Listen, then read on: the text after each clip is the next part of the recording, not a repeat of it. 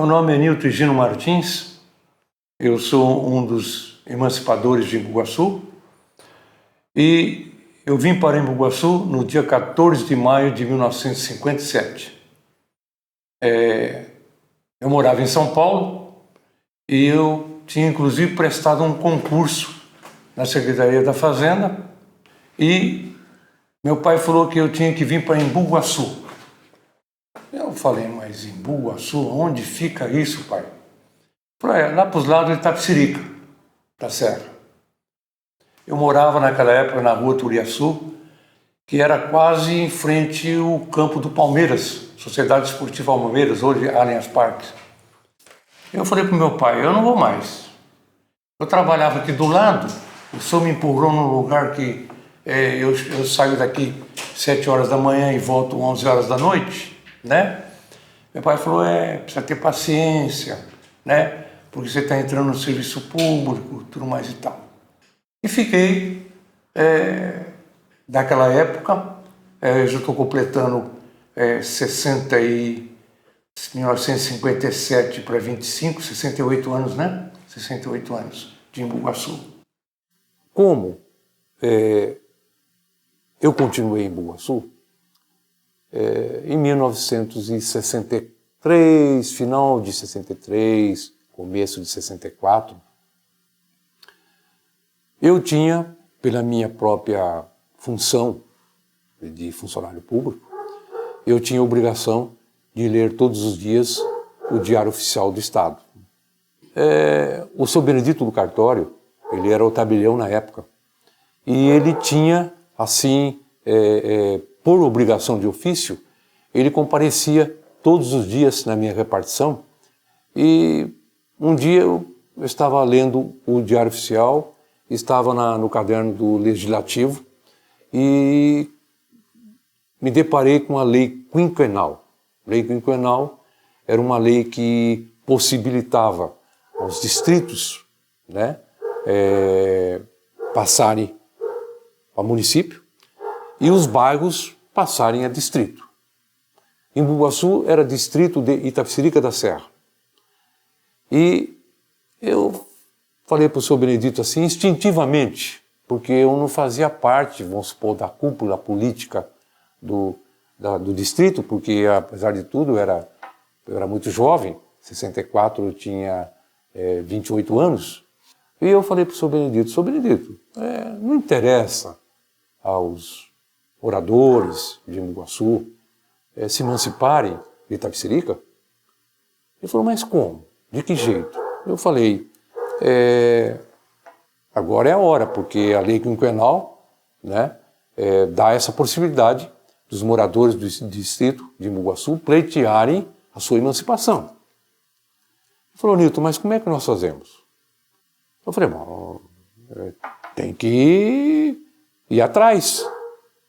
Ele falou, bom, vamos fazer o seguinte então, vamos fazer uma lista aqui, e nós vamos colocar nessa lista as pessoas representativas do distrito. Eu fui falar com Toninho Jusa, Ângelo Frosi, Kyotoshi Morita, seu Albuquerque, e o senhor Benedito foi falar com os outros, Antenor Evelha, Francisco de Oliveira Martins, Valdomiro Pereira Rodrigues, e saímos a campo. A primeira pessoa que eu conversei foi justamente com o terceiro prefeito, que também foi emancipador, Rafael Cal. Ele tinha uma venda ali na rua Boa Vista, do senhor Volante, que acho que Volante era o sogro dele. E expliquei para ele a nossa intenção. E ele me jogou assim uma ducha de água fria, sabe? Ele falou para mim, Nilton, mais vale um pássaro na mão que 2 voando. Nós vamos entrar numa empreitada que a gente não sabe qual vai ser a sua finalização. Eu falei, ixi, agora pegou, né? Agora desencorajou, né? Mas vamos em frente. E começamos a conversar e conseguimos criar a Comissão Pró-Emancipação, que são esses senhores né? E começar a ver o que seria necessário para o pedido do distrito se emancipar. E o primeiro objetivo dessa comissão foi colocado uma coisa que foi, eu acho que foi assim primordial para o sucesso da emancipação, que não se falasse em política, porque existia naquela época diversas correntes de partidos. Tinha gente da UDN, tinha gente do PTB, e tinha gente do PDT, e tinha gente mais de um outro partido, se não me engano, era do Jânio Quadros PR, o PTN, uma coisa assim. Então, aqui dentro da comissão não se fala de política. Eles vão tratar o assunto da emancipação. Olha, eu tive a oportunidade de conhecer vários nomes, as pessoas que compuseram a comissão de emancipação. Tive o prazer, né? Seu Fioravante. O seu Fioravante, ele era juiz de paz na cidade, fez meu casamento, seu Fioravante, né? Então, quer dizer, conheci o seu Nilton, que está aí, o seu Walter dos Reis, que era um ícone lá no distrito de Cipó, um escultor, tinha uma amizade muito grande com o seu Walter dos Reis, com a sua esposa, que foi vereadora, a dona Maria José Schunk, conheci o seu Pedro Rocha, né? Eu acho assim, para resumir, eu acho que o único que eu não conheci da emancipação foi o Ávila lá, que o seu Nilton fala, o Bilu, esse eu não conheci. Ele era Luiz Gonzaga Ávila de Macedo. Muita gente na cidade confunde que o apelido dele era Bidu. Não era. O apelido dele era Bilu. Ele era uma pessoa muito inteligente.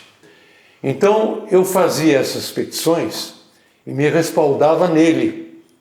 Ele era o meu revisor de ortografia, de colocação, de frase. Mas na parte administrativa, vamos dizer assim, conhecimento de leis, né? Era mais eu que eu lidava com isso, lidava com leis, né? E o seu Benedito Cartório, mais ou menos. Mas foi uma integração muito grande, né? Da comissão, cada um fazendo a sua parte, entendeu? Antônio Bachel de Moraes, Antônio Jusa, tesoureiro bravo, levava ali a coisa, as finanças, sabe? Tinha que ser tudo contado, tudo assim na ponta do lápis, entendeu? Então, a comissão funcionou assim perfeitamente. Em relação aos enfrentamentos, né, da comissão emancipadora de Embu-Guaçu, acho que ela não teve dificuldade na cidade. Porque a grande parte das pessoas que tomaram isso, eram comerciantes, eram filhos de pessoas abastadas em relação à média da cidade. Foi um evento, pessoal, foi um evento do poder financeiro da cidade da época.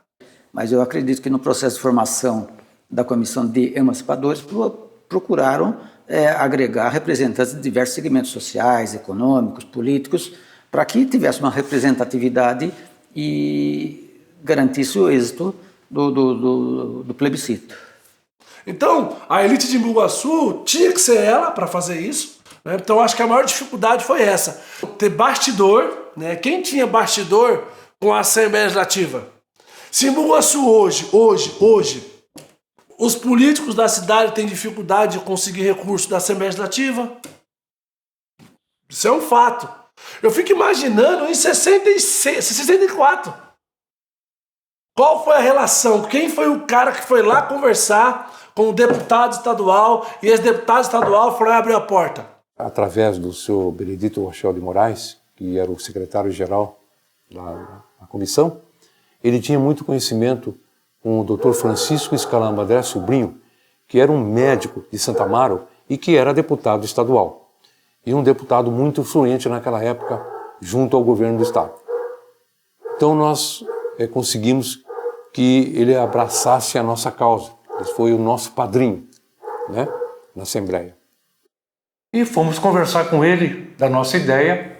Ele nos acolheu a ideia e forneceu toda a documentação do que seria necessário, de que forma teria que ser feito, para a gente não errar. E assim foi feito. Assim foi feito. Primeira, uma petição à Assembleia Legislativa. Certo? Foi feita essa petição e foi juntados os documentos. Primeiro, população do distrito, certidão do IBGE. Passamos raspando, porque no mínimo era 5.000 habitantes. E a certidão, graças a Deus, veio com 5.011. Foi assim uma coisa assim que já está dando certo, né? É renda própria do distrito, renda municipal do distrito. Também conseguimos uma certidão, está nos autos aí, uma certidão da Prefeitura de Itapecerica da Serra, que também satisfez nesse item. Distância, 16 quilômetros. Nós tínhamos 16 quilômetros, né? Bom, foi votado. O processo passou, primeira fase, a fase mais difícil. E nós tivemos um machado na cabeça, porque poderia vir tudo por água abaixo, que chamava-se plebiscito. Plebiscito é uma consulta popular à população para saber se a população confirma se quer se emancipar ou não. Por isso tem o sim e tem o não. Bom, e agora? Pode ter assim o resultado de ter que ir tudo por água abaixo. Todo o trabalho feito pode ir simplesmente por água abaixo pelo resultado do plebiscito. Sim ou não? Sim, tudo bem. Não, encerrou o assunto, o processo é arquivado. Aí eu tive uma ideia. Eu fui ao Fioravante, que era o presidente da comissão. Falei, eu chamava ele de Chico. Chico, me diga uma coisa, eu estou com uma ideia aqui de fazer um serviço de alto-falante da emancipação para a gente divulgar o sim. Você me autoriza? Eu vou à Rua Santa Efigênia, em São Paulo, vou comprar um amplificador, vou comprar um toca-disco, que naquele tempo só tocava 78 rotações, o famoso bolachão, um microfone e 2 cornetas. Mas onde nós vamos instalar isso? Eu falei, aqui na Rua Tenório de Brito tem a loja do seu Zé Brinquedo. No próprio quintal dele, que ele tinha um quintal, com autorização dele, e instalei o serviço de alto-falantes pró-emancipação. E eu era o locutor. E eu começava com um hino assim. Pam, pam, pam, pam, pam, pam, pam, pam. Aqui é o serviço de alto-falantes da emancipação de Timbugaçu. Quem vos fala é o locutor Nilton Gino Martins. Boa noite, Timbugaçu. Não se esqueça que o sim é a nossa redenção. Então isso evoluiu de arrancar, entendeu? O sucesso do sim. Porque nós tivemos oposição, foi 424 contra 68. E o comitê, que foi ali onde era o alto-falante, no dia do plebiscito, ele estava num lugar estratégico, passagem por Pascoal Carlos Magno. Então, naquele tempo não era proibido boca de urna. Então, nós tivemos assim a felicidade de conseguir vencer o plebiscito. Porque o plebiscito era tudo, né? Perdeu, processo arquivado. Aí foi votado o projeto na Assembleia, passou, né? Bom, o nosso ideal foi concretizado com a instalação do município no dia 28 de março de 1905. Eu estava lá, eu presenciei a posse do primeiro prefeito. Ali aparece praticamente, quem pode ver, já naquela época, o seu Seabra, Fioravante, Dr. Federico Figueiredo Monte, entendeu? Então tem umas pessoas, eu não apareci ali porque eu estava lá do outro lado. Terminada a solenidade, nós fomos para essa casa que era a subprefeitura de Embu-Guaçu.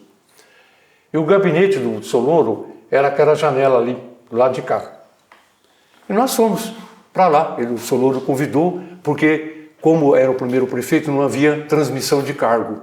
Ele tinha que, oficialmente, ele tomou posse sentado nessa mesa aqui, nessa cadeira. E como entrou muita gente na sala, e a sala era de assoalho, o assoalho ruiu, e nós caímos no buraco. Todo mundo caiu no buraco. Por sorte, ninguém se machucou, né? Mas foi um fato, assim, pitoresco que aconteceu. Já começamos, teve gente que já falou, já começou mal, não sei o que tal, né? Já caímos aqui no buraco. E a história iniciou-se dessa maneira, né? Esses foi tirado naquele salão, né? Naquele salão. E nós estamos aqui marcando passo, né? Marcando passo. Estudo, só fazia o primário aqui. Se quisesse concluir ginasial e colegial, tinha que se dirigir ou a Itapecerica ou Alberto Conte em Santa Amaro. Setor de saúde, tinha que se dirigir à Santa Casa de Santa Amaro, né? Segurança. Naquele tempo, se não me engano, ainda era força pública, não era polícia militar, era força pública. Nós tínhamos um soldado Macedo. Soldado Macedo. Com a emancipação, já veio uma delegacia de polícia, já veio um destacamento policial. Então, são coisas que a gente não tinha. Aí teve o ginasial já aqui, depois passou para o colegial, né? Para Itapecerica da Serra, nós tínhamos apenas 3 ônibus durante o dia, que seriam por volta das 5 horas da manhã, o outro meio-dia e o outro 6 horas da tarde. Eu lembro que quando perdia o ônibus de Itapecerica para cá, a meio-dia, uma hora, só às 6, 7 horas. A gente dava a volta por Santo Amaro e chegava antes, né? Às vezes perdia o ônibus, às vezes você ficava lá fazendo qualquer outra coisa, já sabia, né? Era complicado. Para Santo Amaro também era a mesma coisa. A estrada não era asfaltada, né? Quando chovia, pegava aqueles longos períodos de chuva, né? Às vezes você tinha que descer para empurrar o ônibus. Eu fui prova. Eu trabalhava na repartição aqui, na época que não tinha banco. Veja bem, eu andava com um numerário de ônibus para ir em Itapecerica depositar o dinheiro no banco em Itapecerica. E muitas vezes eu cheguei ali na Bombaça, na subida na Bombaça, né? O Zeca Fernandes, que era o motorista do ônibus aqui que fazia Embu-Guaçu e Itapecerica, ele acorrentava o veículo, os pneus, e mesmo assim não subia aquela subida. Eu muitas vezes fui com dinheiro dali da Mombaça até Itapecerica para poder cumprir com a minha obrigação. independência. Nós estamos independentes. Não totalmente, porque alguma coisa ainda se depende de Itapecerica da Serra. Eu acredito que o poder público de Itapecerica da Serra agradeceu a emancipação. Eu acredito nisso, né? Porque se você pegar os balancetes da época, né, tinha um custo para a cidade de Itapecerica. Eu acho assim, o município de Itapecerica, por ser mãe de Embu-Guaçu e de outros municípios da comarca, com certeza, por questões políticas, ele deve ter dificultado o máximo possível para que para que o distrito de Embu-Guaçu não se elevasse a município. Por quê?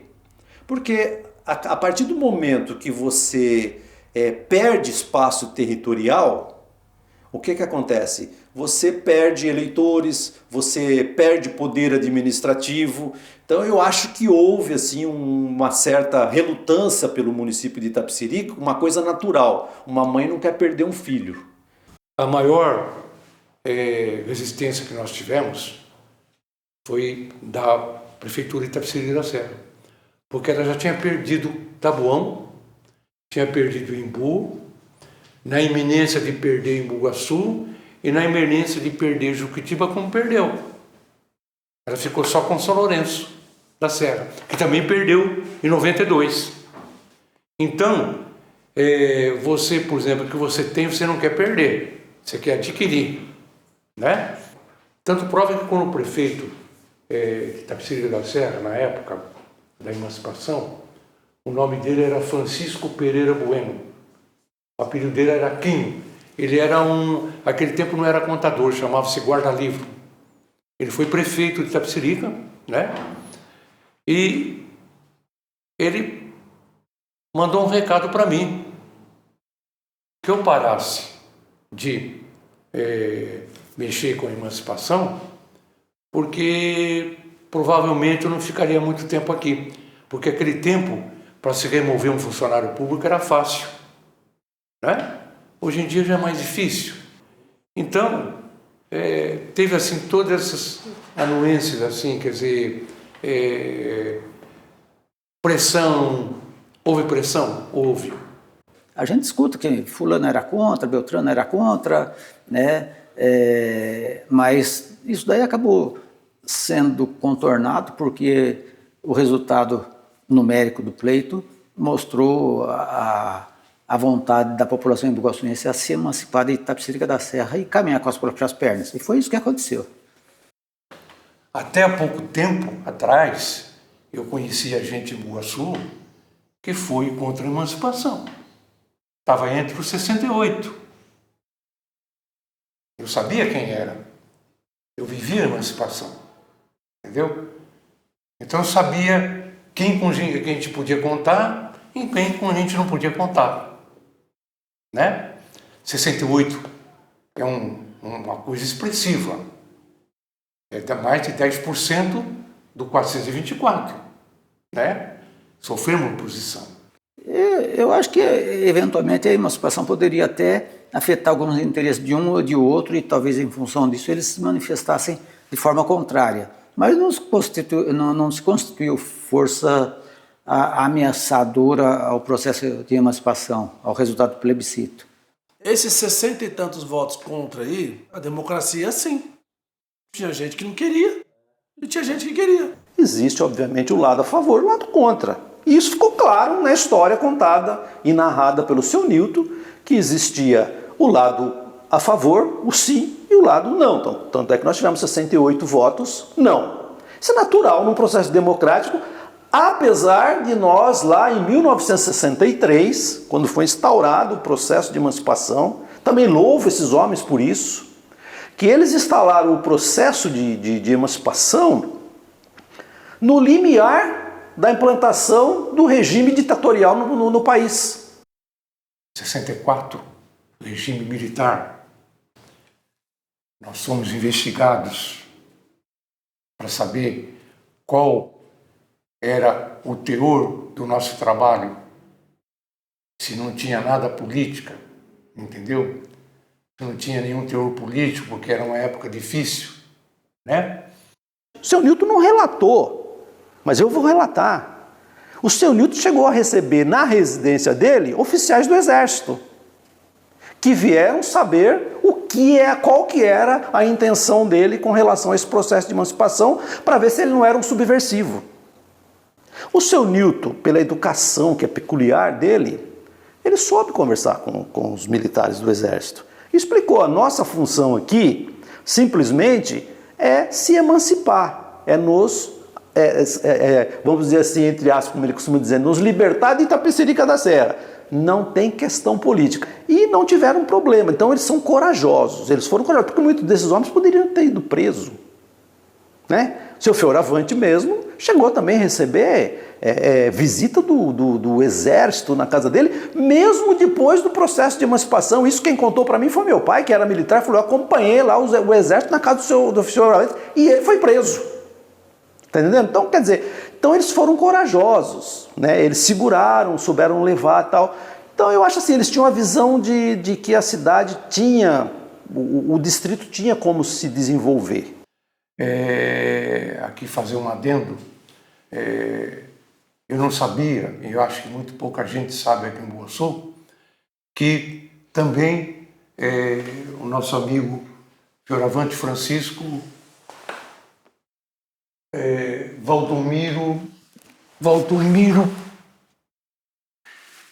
Valdomiro Pereira Rodrigues, ali, e senhor José Christ, que era vereador na Câmara de Itapecerica da Serra, em abril de 1953, tentaram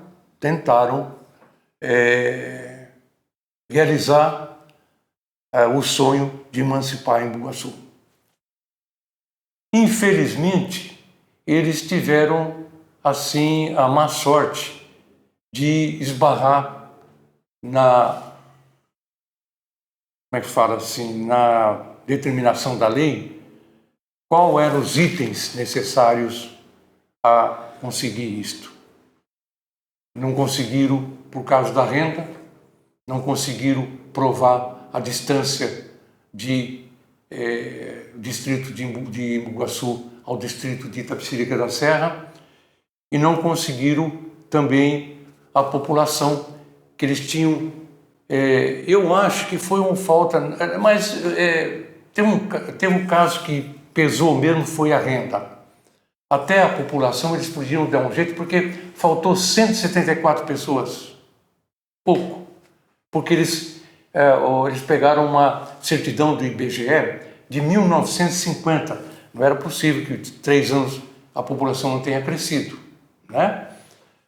Muita gente pergunta para mim assim, senhor Newton, o senhor faria de novo? Faria. Porque, como disse, era a nossa redenção, né? O município ele teve uma melhora na parte de educação, na parte de saúde, na parte de segurança. E outra coisa, né? Andar com nossos próprios pés. Não ser mandado, mandar.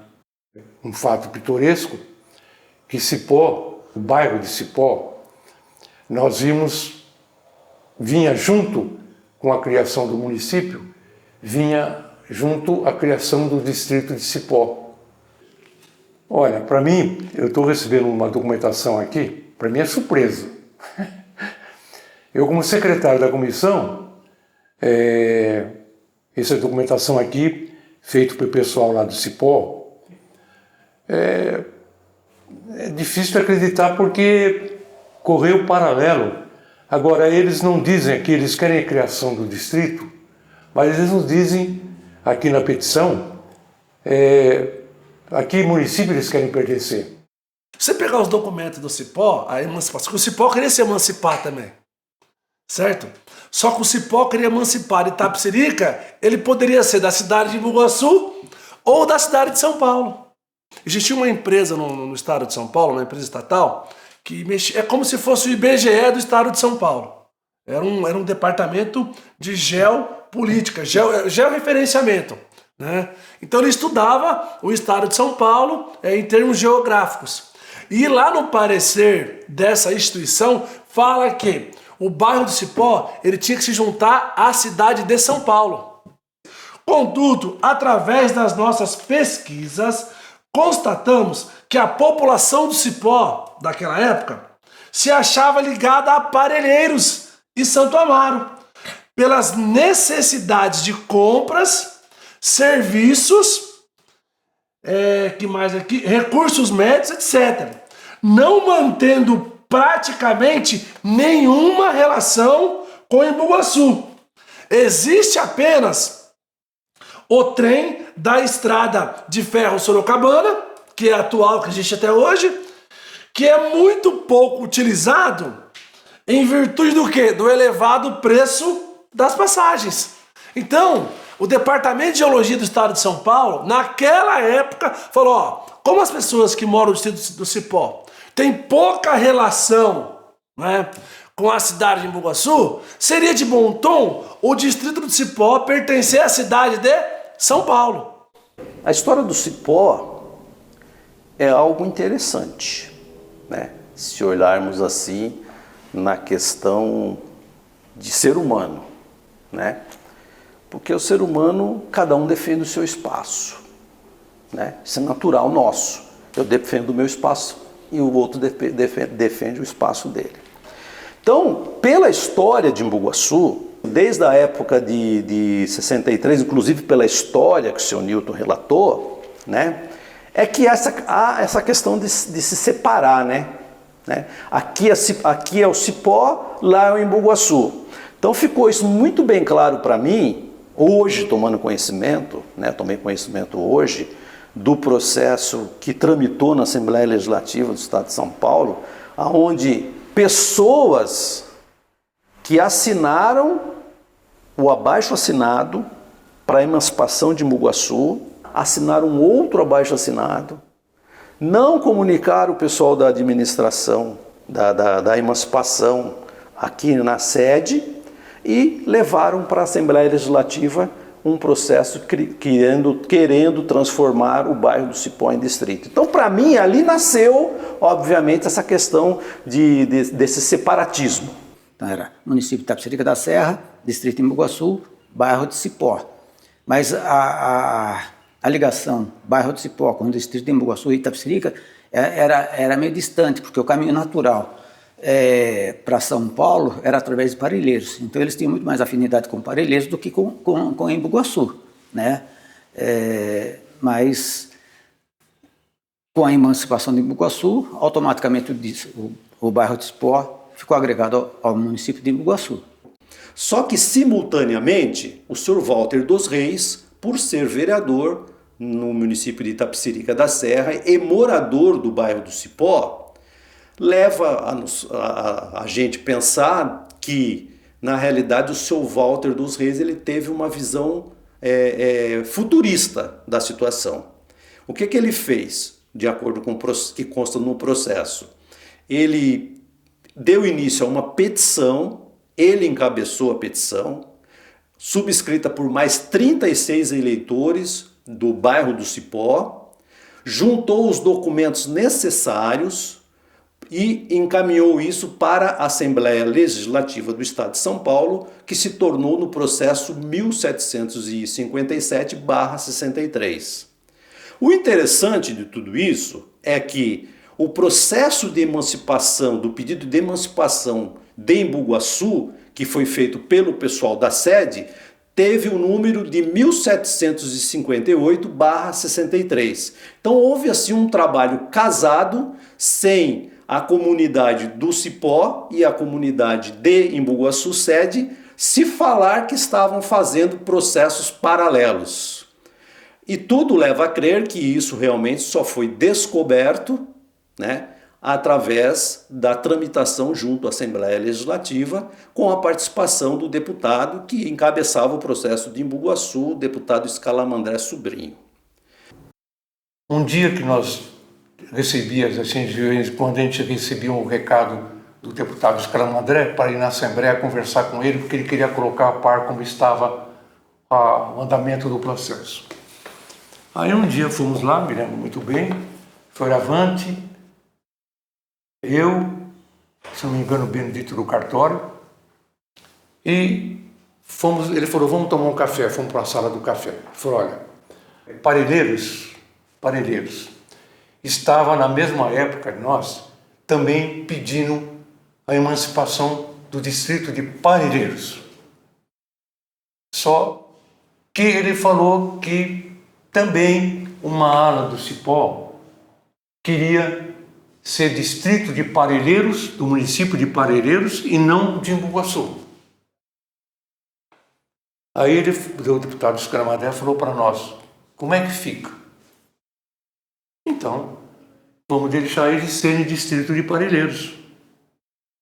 Só que o deputado falou, Parelheiros não passa município, porque o município de São Paulo não quer perder o distrito de Parelheiros. Então não passa. Vai ficar bairro. Paciência. Né?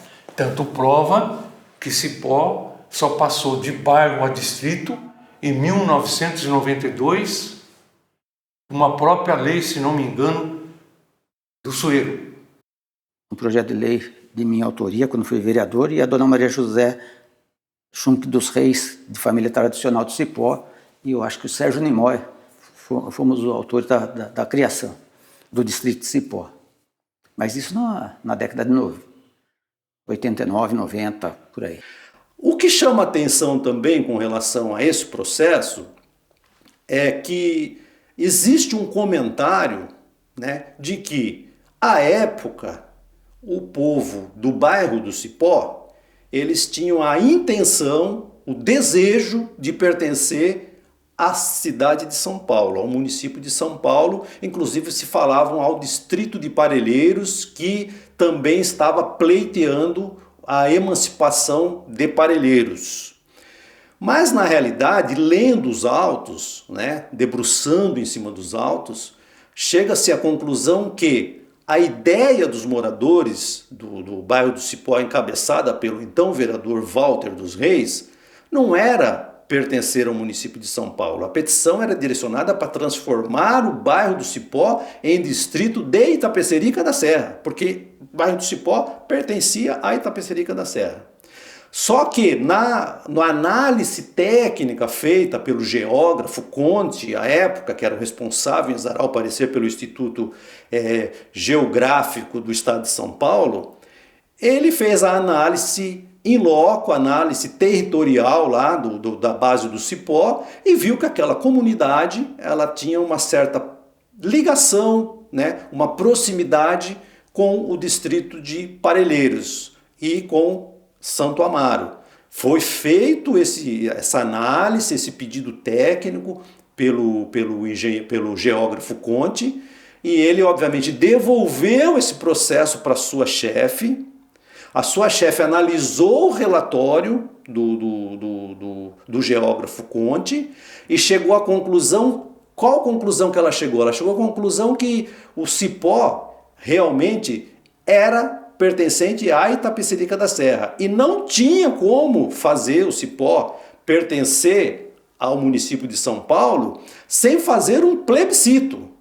A população de Cipó e a população de Embu-Guaçu, porque Cipó pertencia ao distrito de Embu-Guaçu, teria que se manifestar a respeito de concordar ou não concordar de ser desmembrado o bairro do Cipó e levar ele para o município de São Paulo. Isso obviamente não aconteceu. A chefe do Departamento Geográfico do Estado de São Paulo deu o relato, encaminhou o processo para a Assembleia Legislativa. Isso obviamente seguiu a tramitação normal lá na Assembleia Legislativa, mas nós sabemos que, como se trata de decisão política, obviamente dentro do parlamento há conversas, né? Há tratativas. E, obviamente, chegou-se à conclusão, após conversar, o deputado Scaramadé Sobrinho, conversar com o seu Nilton e os demais emancipadores e relatar que o bairro do Cipó tinha o interesse de ser distrito de São Paulo, que na realidade não é verídico, porque isso não está nos autos, era distrito de Itapecerica da Serra. e chegaram-se à conclusão que para plenário, para decisão de plenário, após um acordo político, foi encaminhado o processo da emancipação do município de Embu-Guaçu, transformando o distrito de Embu-Guaçu em município.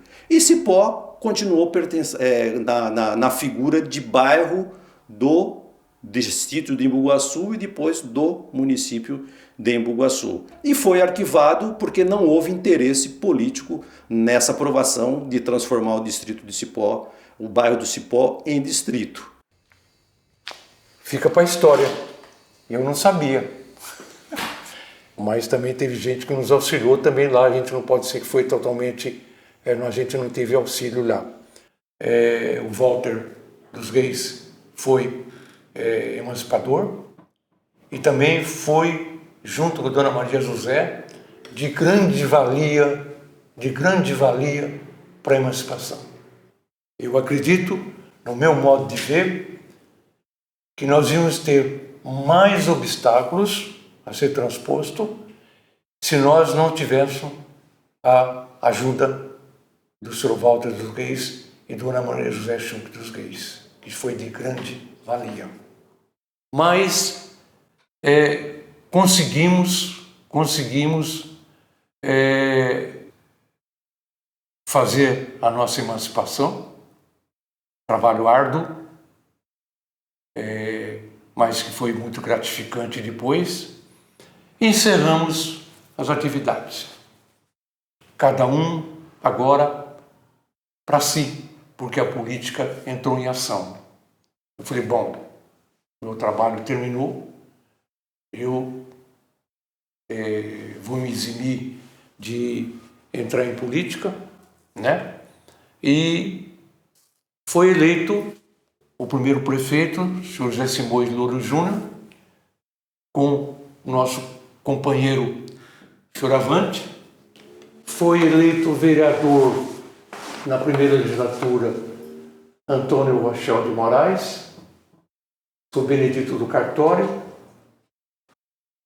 A emancipação, quem emancipou, direcionou fatalmente as pessoas que tomaram o poder na cidade.